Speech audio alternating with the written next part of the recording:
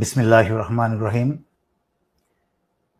সংগ্রামরত ছাত্র ছাত্রী জনতা এবং দেশপ্রেমিক বাংলাদেশি দেশে বিদেশে যে যেখানে আছেন, আসসালামু আলাইকুম। জানি অনেকের মনে প্রশ্ন আসবে, আমি এমন দেশে এভাবে কেন এলাম? বাংলাদেশে যুদ্ধ শুরু হয়ে গেছে। সবাইকে সতর্ক করতেই আমি অত্যন্ত জরুরি কিছু তথ্য প্রকাশ করতে আপনাদের সামনে এলাম। 2009 সালে বিডিআর অফিসার হত্যা, সেনা অফিসার হত্যার আগে যেরকম চিঠি বিতরণ হয়েছিল, ঠিক আবার সেই চিঠি বিতরণ শুরু হয়ে গেছে।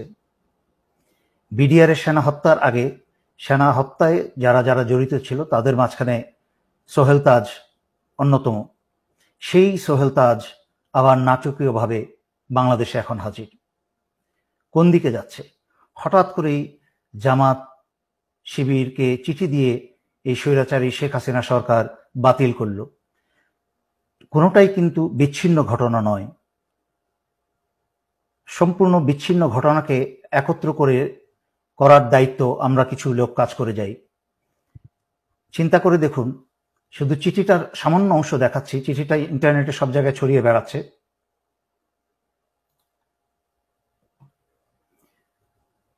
চিঠির লেখা দেখুন। প্রিয় জেনারেল সাহেবগণ, পরিবর্তনের ধ্বনি কি শুনতে পাচ্ছেন? সোজা চলে যাই। আপনারা 2009-এর বিডিআর হত্যাযজ্ঞ থেকে কোনো শিক্ষা গ্রহণ করেননি। সাধারণ সৈনিকদের লেখা এই খোলা চিঠিটি সেটারই প্রমাণ বহন করে। একটু সতর্ক করে দেই আপনাদেরকে, এই স্বৈরাচার সরকারের পতন কিন্তু সময়ের ব্যবধান মাত্র। তারপরে অনেক কথা লেখা আছে। আরেকটা চিঠিতে চলে যাই, আরেকটা অংশ। কতটা নিচে নেমেছে সেনাবাহিনীর ভাবমূর্তি একবার চিন্তা করুন। কোথায় গেল সেই চেতনা ও মূল্যবোধ যা আপনারা আমাদের দিনরাত মুখস্থ করান? কোথায় গেল আপনাদের সেই চির উন্নত মমশির? শির বলতে আর কিছু অবশিষ্ট রেখেছেন? উন্নত না অনুন্নত সে কথা তো পরে। দেশের প্রতিটা মানুষ আপনাদের তথা আমাদের আজকে শুধু ঘৃণা করে, শুধুই ঘৃণা। এখন দেখলাম পুলিশ, আর্মি আর র্যাবে কর্মরত সবার পরিবারের ঠিকানা সংগ্রহ করা হচ্ছে। ডেটাবেস তৈরি করা হচ্ছে যাতে তাদের পরিবারের উপর প্রতিশোধ নেওয়া যায়। স্যার, ব্যাপারটা একবার ভেবে দেখেছেন? আপনাদের আদেশে আমরা ছাত্র হত্যা করব আর ওরা আমাদের পরিবারে হাত দিবে। স্যার, শুনতে পাচ্ছেন?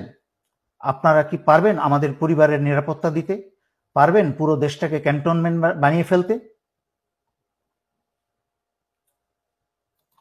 চিঠিটা আরো বেশ বড়, তবে এই চিঠিটায় যেই কথাগুলো উল্লেখ করা হয়েছে, যারা আপনারা সচেতন নাগরিক, দেশপ্রেমিক নাগরিক, যারা আমার লাইভ বা ভিডিও আপনারা দেখেন, তারা নিশ্চয়ই শুনেছেন।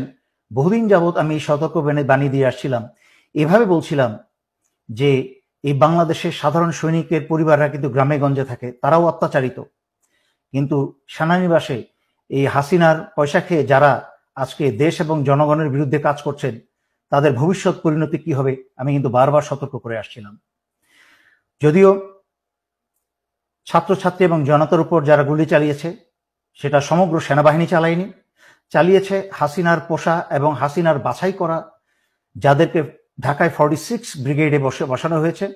তার মাঝখানে একজন হচ্ছে অত্যন্ত জঘন্য চরিত্রের ব্রিগেডিয়ার জেনারেল ইমরান, যে শেখ হাসিনার প্রধানমন্ত্রী কার্যালয়েই ছিল এক সময়, এবং তার ক্যাডেট কলেজের বন্ধু বান্ধবের মতামতে সে একটা সাইকোপ্যাথ। সে নিজের আপন ভাইকেও ঠান্ডা মাথায় খুন করতে দ্বিধা করবে না, এবং তার ক্যাডেট কলেজের বন্ধুরা তাকে বহুবার তাদের কাছ থেকে বিচ্ছিন্ন করেছে তাকে। এই সাইকোপ্যাথকে, হাসিনার মতো এক সাইকোপ্যাথ, এই সাইকোপ্যাথকে 46 ব্রিগেডে বসিয়েছে। আর 46 ব্রিগেড চলে হচ্ছে হাসিনার আত্মীয় বর্তমান সেনা প্রধান জেনারেল ওয়াকারের সরাসরি নির্দেশে, কোনো ডিভিশনের অধীনে নয়। গুলিগুলা ছুড়েছে হচ্ছে এই 46 ব্রিগেডের কিছু কুসেনা, চরিত্রহীন কিছু কুসেনা, সমগ্র বাংলাদেশের অন্যান্য সেনানিবাসে থাকা সেনারা না। তাই আপনারা সমগ্র সেনাবাহিনীর উপর ভুল বুঝবেন না। যদিও সেনাবাহিনীর দায়িত্ব ছিল জনগণের কাতারে দাঁড়িয়ে আসা, জনগণ এবং দেশকে রক্ষা করা, সেইটা পবিত্র দায়িত্ব হচ্ছে জনগণের। যাই হোক, যেহেতু হাসিনা তার সর্বোচ্চ ক্ষমতা ব্যবহার করে ফেলেছে, ক্ষমতায় টিকে থাকার জন্য পুলিশ, বিজিবি, প্যারামিলিটারি সব ব্যবহার করেছে, এমনকি সশস্ত্র বাহিনী ব্যবহার করে কারফিউ পর্যন্ত জারি করেও ছাত্র জনতার বিরুদ্ধে পরাজিত হয়েছে। এখন স্বৈরাচারী শেখ হাসিনার হাতে আর কোনো শক্তি বাকি নেই। সেই কারণে স্বৈরাচারী শেখ হাসিনা বাংলাদেশের চিরশত্রু ভারতের ষড়যন্ত্রের কে আহ্বান জানিয়েছে বিডিআর এর মতো আরেকটা হত্যাকাণ্ড ঘটাতে। বাংলাদেশ সেনাবাহিনীতে, সেনানিবাসে বা বিভিন্ন কোনো অর্গানাইজেশনে যদি এই ধরনের একটা হত্যাকাণ্ড চালানো যায়, তাহলে ভারতের পরিকল্পনা হচ্ছে বাংলাদেশকে প্রহরী শূন্য করা, বাংলাদেশের সার্বভৌমত্ব এবং স্বাধীনতা রক্ষা করার জন্য আর কোনো প্রহরী বাকি না থাকে। তাই নিজেদের মাঝখানে রক্তক্ষয় শুরু করে দিয়ে সেনাবাহিনীর অফিসার এবং দেশপ্রেমিক সেনাদেরকে হত্যা করে হাসিনা বাংলাদেশের ভিতরে ভারতীয় সেনা প্রবেশ করাবে। তার উদাহরণ আপনারা দেখেছেন এবং শুনেছেন। স্বৈরাচারী শেখ হাসিনা ভারতের সাথে গোপনে বাংলাদেশের বুক চুরে রেল চলাচলের ব্যবস্থা করেছে। যেই ভারতের রেল বিভাগের ভারতীয় সৈন্যের সংখ্যায় প্রায় 70,000 প্রশিক্ষিত সৈন্য, তারা যে কোনো সময় যে কোনো প্রয়োজনে এই উপমহাদেশে যেখানে ভারতের রেল চলে, রেল যোগাযোগ আছে, সেখানে প্রয়োজনে তারা মুহূর্তেই হাজির হয়ে যেতে পারে। তার মানে এই রেল ব্যবস্থার নাম করে বাংলাদেশের ভিতরে চাইলে ভারত প্রয়োজনে 70,000 সেনা মোতায়েন করতে পারে। একদিকে বাংলাদেশের প্রহরী সেনা হত্যা করবে, আর একদিকে ভারতীয় সেনা প্রবেশ করে বাংলাদেশ দখল করবে এবং স্বৈরাচারী শেখ হাসিনাকে বাঁচাবে। আর তার দায় দায়িত্ব সম্পূর্ণ চাপাবে হচ্ছে জামাত শিবিরের উপরে, এবং স্বৈরাচারী শেখ হাসিনা বলবে যে এই কাজ করে শুরু করেছে বাংলাদেশ সেনাবাহিনীর ভেতরে থাকা জামাতের লোকজন বা শিবিরের লোকজন, যা স্বৈরাচারী শেখ হাসিনার চোরপুত্র জয়ের মুখে থেকে আমরা বেশ কয়েকবার শুনেছি যে সেনাবাহিনীর ভিতরে জামাত শিবির আছে। সুতরাং আমি সকল জনগণকে অনুরোধ করছি, আপনারা এই মুহূর্ত থেকে অত্যন্ত সচেতন হয়ে যান। কোথাও আপনারা একা থাকবেন না।